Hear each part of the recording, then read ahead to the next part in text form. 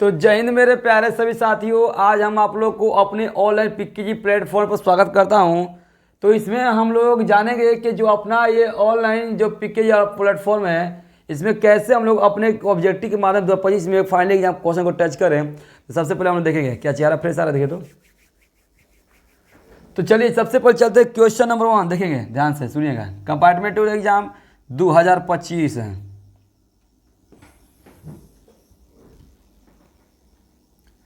कि कड़वक कहाँ से लाया गया है? आखिरी कलाम के अखरावट के मधुमक्खी तो ये पद्मावत से लाया गया है। कहाँ से? पद्मावत से। आगे सुनिए, कड़वक रचिता कौन है? तो जैसी जी है। कौन है? जैसी जी। जैसी रचित पद्मावत की भाषा क्या है? तो अवधी है। क्या है? अवधी। मालिक, आगे चलते हैं, देखिए आगे एकदम इजी लेवल का क्वेश्चन टच करेंगे क्योंकि समझ में आना चाहिए आप लोगों को, ठीक है। आगे देखिए कौन तीसरा ना, जैसी पद्मावत की भाषा की अवधि है।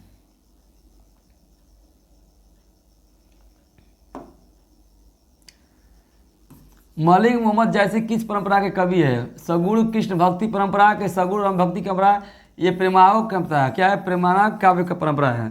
जैसी ने अपनी आँख की उपमा किसके की? दर्पण से। किससे? दर्पण से। जैसी हिंदी साहित्य के किस काव्य से धारा जुड़े हैं?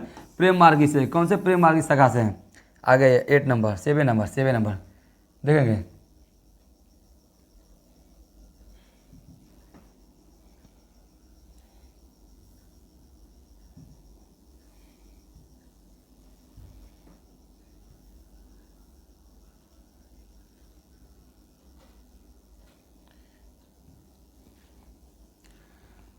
कौन सी कृति, कलर चेंज कर रहा हूं, देखिएगा कौन सी कृति जैसी की नहीं है? ओहो, कौन सी कृति जैसी की नहीं है? तो वो मृगावती है। कौन है? मृगावती।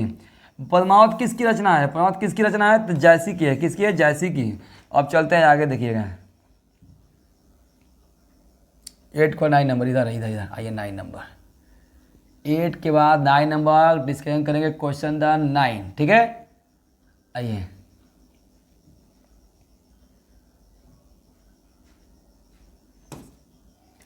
कि मलिक मोहम्मद जैसी कवि थे क्या? सी प्रेम के पीर के कवि थे, ठीक है। मलिक मोहम्मद जैसी की कविता कौन सी है? कड़वक है। कौन सी? कड़वक है। आगे देखिए 10 के बाद 11 नंबर।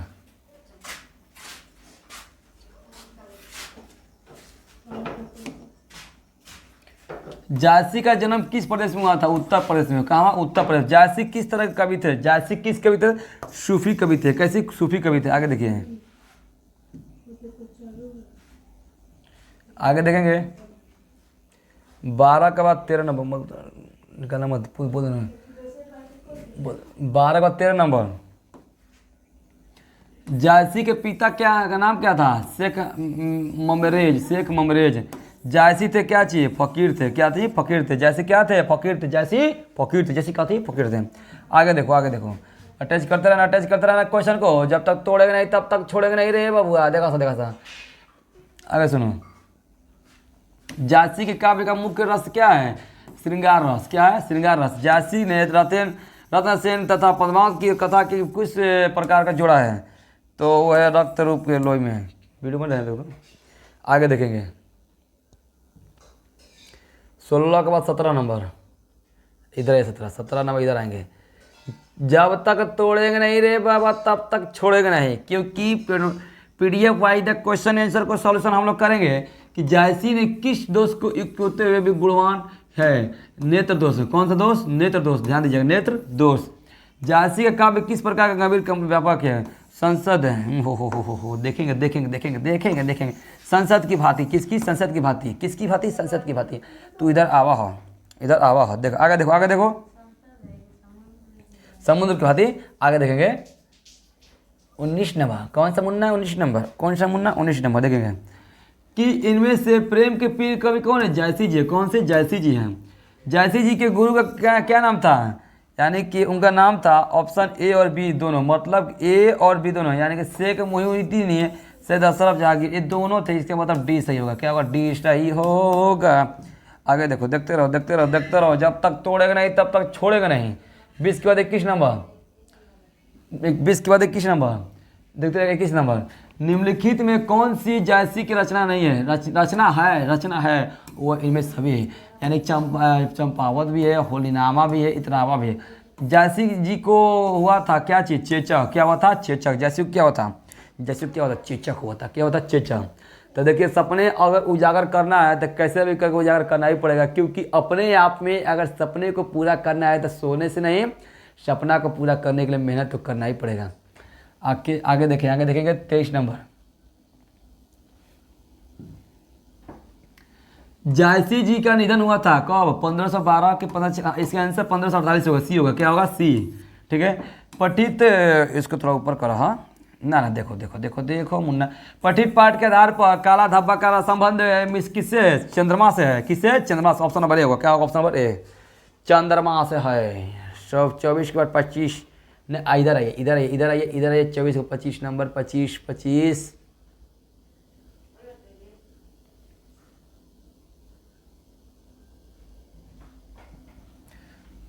सूरदास की कौन सी रचना है, पद है। क्या है, पद। डी होगा। सूरदास किस भक्ति के कवि हैं, वो कृष्ण भक्ति है। कौन से, कृष्ण भक्ति के। बहुत कम ही समय में आप लोग को ज़्यादा से ज़्यादा हम ऑब्जेक्टिव कराएंगे, क्योंकि ऑब्जेक्टिव का मतलब कि हर एक बच्चों को अपना सहूलियत होनी चाहिए। ठीक है, आगे देखिए। सूरदास किस भाषा के प्रसिद्ध कवि हैं, ब्रज भाषा के। ब्रज भाषा, कौन सा, ब्रज भाषा। वात्स्य के विषयों में अद्वितीय कवि कौन है, सूरदास। कौन है, सूरदास। कौन है, सूरदास। कौन है, सूरदास। आगे देखेंगे।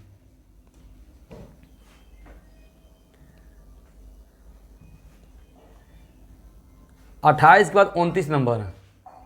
रुको। कृष्ण कहाँ बैठकर भोजन कर रहे थे, कृष्णा जी बैठ कहाँ भोजन कर रहे थे, नंद की गोद में। किसके गोद में रे बाबा, नंद की गोद में। किसके गोद में, नंद की गोद में। ऑप्शन नंबर ए होगा। क्या होगा, ए। सूरदास किस धारा के कवि है, कृष्ण धारा, कृष्णश्री भी घसे, कृष्णश्री में, यानी बी होगा। क्या होगा, बी होगा। आगे देखा अरे बाबू देखो 29 के बाद 31 के बाद 31 नंबर।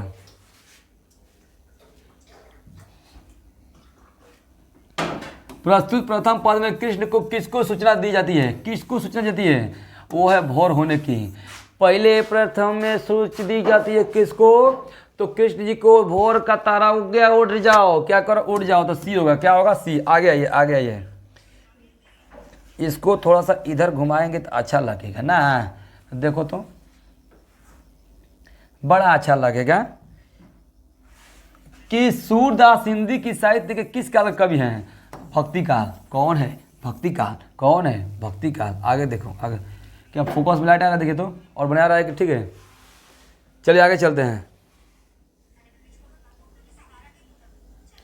32 के बाद 33 नंबर।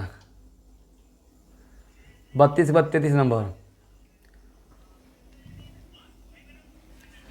कौन सी रचना सूरदास की नहीं है, वो है सतसई। कौन है रे, सतसई। सूरदास को किस चीज़ की भूख है, कृष्ण की जूठन की। आगे देखेंगे। एक और बात कि आप लोगों से मेरा निवेदन है कि जो मेरा एक चैनल है ऑनलाइन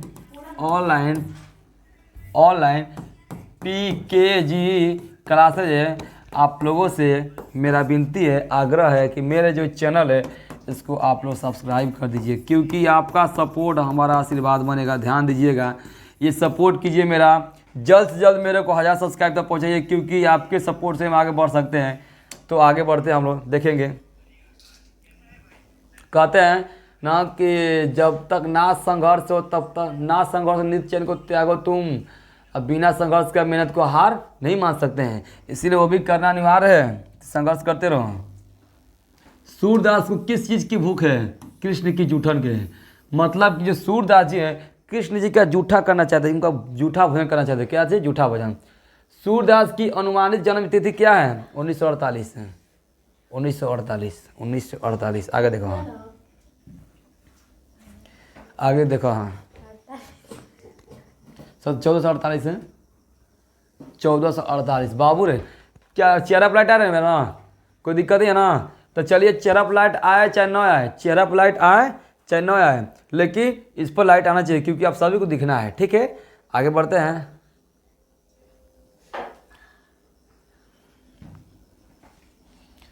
साहित्य लहरी किसकी रचना है, वो सूरदास की है। सूरदास की रचनाओं की भाषा क्या है, ब्रज भाषा। क्या है, ब्रज भाषा है।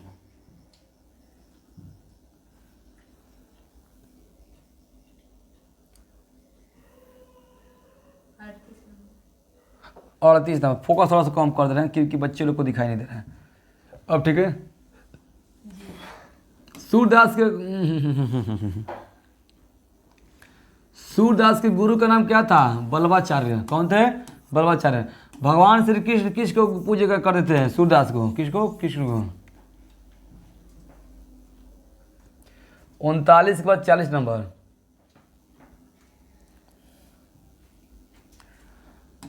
कनिया का क्या अर्थ होता है? कनिया गोद। क्या होता है? गोद। सूरदास के संकलित पदों में कौन सा रस है? वात्सल्य रस है। क्या है? वात्सल्य रस है। आगे देखिए, देखते रहेंगे इसको, रगड़ रगड़ कदम रगड़ देंगे क्योंकि रगड़ने से ही बड़ा अच्छा लगता है ना। देखो अब 50 नंबर। 50 ना? हाँ हाँ 50, बहुत बढ़िया। नहीं रुकी रुकी रुकी रुकी, ये कितना है? 41 से तो इधर आइए, 50 कैसे पहुँच गए हम लोग? इधर आइए। 41 के बाद 42 नंबर।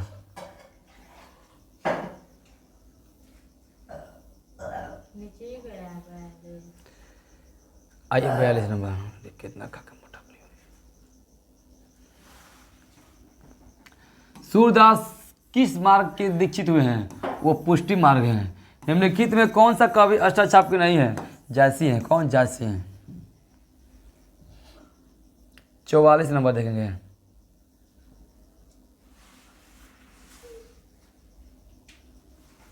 निम्नलिखित में कौन सा शब्द धर्मी का है? प्राची नहीं है, भानु है। हिंदी साहित्य का सूर्य किसे कहा जाता है? सूरदास जी को। हिंदी साहित्य का सूर्य किसे कहता है? सूरदास जी को। किसको? सूरदास जी को। किसको कहता है? सूरदास जी को। 46 और 47 देखेंगे। कंकाल का मानक रूप क्या होता है? कमल। कवल का मानक रूप क्या होता है? कमल। तमचूर का अर्थ क्या होता है? मुर्गा। क्या होता है? मुर्गा। कुकहू को। क्या होता है? कुकहू को। आगे देखो, 47 के बाद 48 नंबर। सूरदास का देहांत कब हुआ था? हुआ था 1583 में। 1583 में सूरदास का निधन किस गांव में हुआ था? वो परसोली में हुआ था। परसोली में। कहाँ हुआ था? परसोली। कहाँ हुआ था? परसोली। कहाँ हुआ था? परसोली। आगे देखा 49 के बाद 50 नंबर। क्या देखा है? 50 नंबर।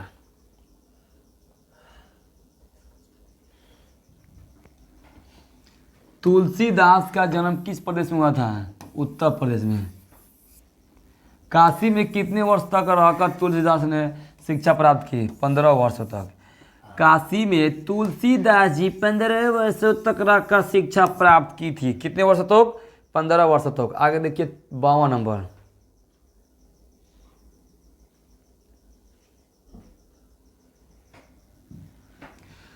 रामचरितमानस किसकी रचना है? वो तुलसीदास की है। रामचरितमानस किसकी रचना है? तो तुलसीदास की। तुलसीदास किस शाखा के कवि हैं? वो राम मार्गी हैं। कौन है? राम मार्गी। कौन से? हरे राम हरे कृष्ण राम राम राम। राम मार्गी किसके हैं? राम मार्गी कवि है। आगे देखिए 53 के बाद 54 नंबर। 53 के बाद 54 नंबर। आप लोग देखते रहिएगा, वीडियो का लास्ट तक देखिएगा क्योंकि जब तक तोड़ेगा नहीं तब तक छोड़ेगा नहीं रे बाबा। दूसरे पद में तुलसीदास ने अपना परिचय किस रूप में दिया? यानी कि भिखारी के रूप में। किसके रूप में? भिखारी के रूप में। तुलसीदास जी अपने दूसरे परिचय में भिखारी के रूप में दिया था, मैं भिखारी हूँ। आगे देखो, आगे देखो 54 के बाद 55। वीडियो में देखो तो 55 नंबर। तुलसीदास को किस चीज की भूख है? वो भक्ति की। सबको भूख लगा है लेकिन तुलसीदास को भूख में क्या मिला? भक्ति। क्या मिला? भक्ति। आगे देखिए 56 नंबर। तुलसीदास के पठित पद की भाषा में क्या है? वो क्या? अवधि है। क्या है? अवधि। तुलसीदास के प्रथम पद में किसकी स्तुति की गई है? सीता जी की। किसकी? सीता जी की। आगे देखिए सीता जी की। किसकी की गई है? सीता जी की। आइए अब आपका इधर आइए 60 नंबर। क्या होगा? 60 के आगे देखो ना, मुन्ना कहा दिया है, सॉरी 59 58 नंबर। क्या होगा? 58 नंबर। देखिए तुलसीदास के दोनों पदों में किस रस का हुई है? वो भक्ति रस की। किसकी? भक्ति रस की।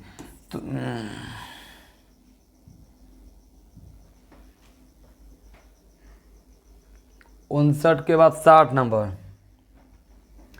तुलसीदास ने प्रथम पद में अपना परिचय किस रूप में दिया? वह दिया था सीता के दास के रूप में, सीता के दास के रूप में। कौन सा तुलसीदास के मित्र नहीं थे? वो थे सूरदास। कौन थे? सूरदास। आगे देखिए,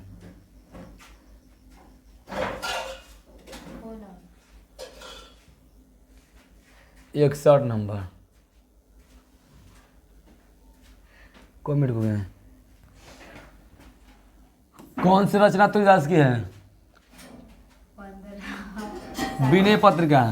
कौन सी रचना तुलसीदास की नहीं है? आखिरी कलाम। आखिरी कलाम। कौन? आखिरी कलाम। 63। रामचरितमानस के प्रधान रस क्या होता है? भक्ति रस। ठीक है, निम्नलिखित में रामचरितमानस क्या है? वो महाकाव्य है। क्या है? महाकाव्य है। 64 के बाद 65 नंबर, 5 मिनट और। इनमें से कौन सी रस तुलसीदास की नहीं है? वो है राधा स्तुति। क्या है? राधा स्तुति। 65 के बाद 66 नंबर,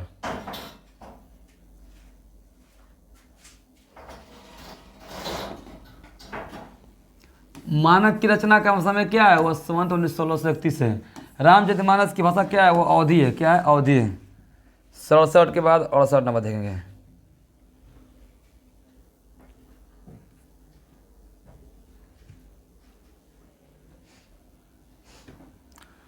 तुलसीदास के शिक्षा गुरु कौन थे? वो थे शेष सनातन थे। शेष सनातन थे शिक्षा गुरु, शेष सनातन। इनमें से कौन सी रचना तुलसीदास की है? विनय पत्रिका। कौन है? विनय पत्रिका। आगे देखो, 69 के बाद ये रहा आप लोग का लास्ट क्वेश्चन, जो इतना ही तक रहेगा। ठीक है, तो इसको भी हम लोग देख लेंगे। और मेरे वीडियो को आप लोग लाइक सब्सक्राइब ठोकते रहिए। तुलसीदास की पत्नी का क्या नाम था? रत्नावली था। रत्नावली देवी। क्या थी? रत्नावली देवी। तो मैं आज आप लोगों से ये वीडियो आज इतना ही तक रहेंगे, 70 तक। लेकिन मैंने इतने ही कम समय में आप लोग इतना वीडियो फॉलो कर दिए, तो इसमें मैं यही बात बोलना चाहूँगा कि आप लोग जितने सारे लोग हैं मेरे वीडियो को शेयर और सब्सक्राइब लाइक ठोक दीजिएगा, क्योंकि आपका एक लाइक एक सब्सक्राइब हमको बहुत आगे तक ले जा सकता है। तो जय हिंद, जय भारत।